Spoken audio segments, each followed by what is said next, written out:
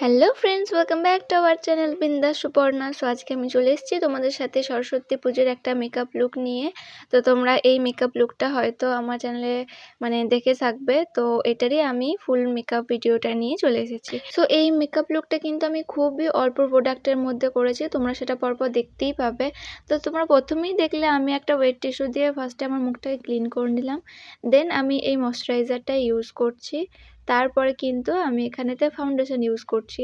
আর আমি এর মাঝে কিন্তু প্রাইমার বা টোনার কোনো কিছুই কিন্তু ইউজ করিনি। তো তোমরা যারা খুবই সিম্পলের মধ্যে এরকম মেকআপ করতে চাও তো করতে পারো। তো এটাও কিন্তু অনেকটাই লং লাস্টিং হবে। সো এরপর আমি মেকআপটাকে ভালোভাবে ব্লেন্ড করে নিচ্ছি।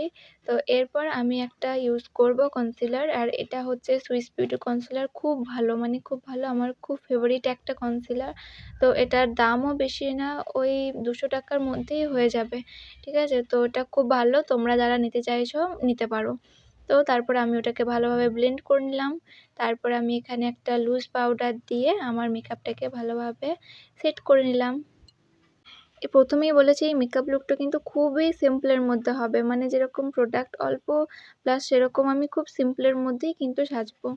তো তোমরা এরকমভাবে দিনের বেলাতে সাজতেই পারো। এবার আমি আইশ্যাডো প্যালেটের থেকেই একটা ব্লাশার ইউজ করে নিলাম। ব্লাশার দিলে আমার পুরো মুখটাই চেঞ্জ হয়ে যায়, আমার খুব ভালো লাগে। তো এরপর আমি আমার আইব্রোটাকে করে নিচ্ছি। আর আইব্রোটা আমার যেহেতু একটু ঘনই, তো তার জন্য আমি আইশ্যাডো প্যালেটের থেকেই যে ব্রাউন শেডটা হয় না, ওটাই আমি কিন্তু ইউজ করেছিলাম আইব্রো হিসেবে। সো এবারে আমি আই মেকআপ করবো। তো তার জন্য আমি একটা রেড আর অরেঞ্জ শেড মিক্সড করে একটা কালার ক্রিয়েট করেছিলাম।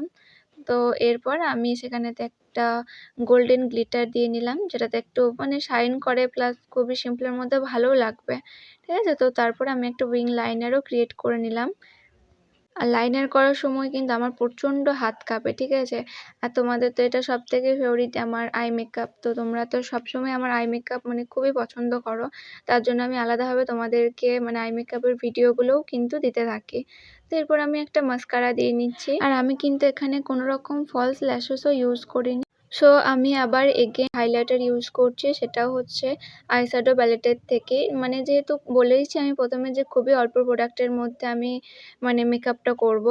তো এরপর আমি একটা রেড শেডের লিপস্টিক নিয়ে নিচ্ছি। তারপরে আমার রেড শেডটা খুব একটা বেশি ভালো লাগছিল না।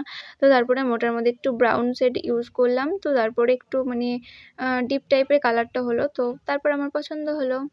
তো এরপর আমি মেকআপটাকে ভালোভাবে সেট করে নিলাম। আর দেখো তোমরা কীরকম গ্লো দিচ্ছে।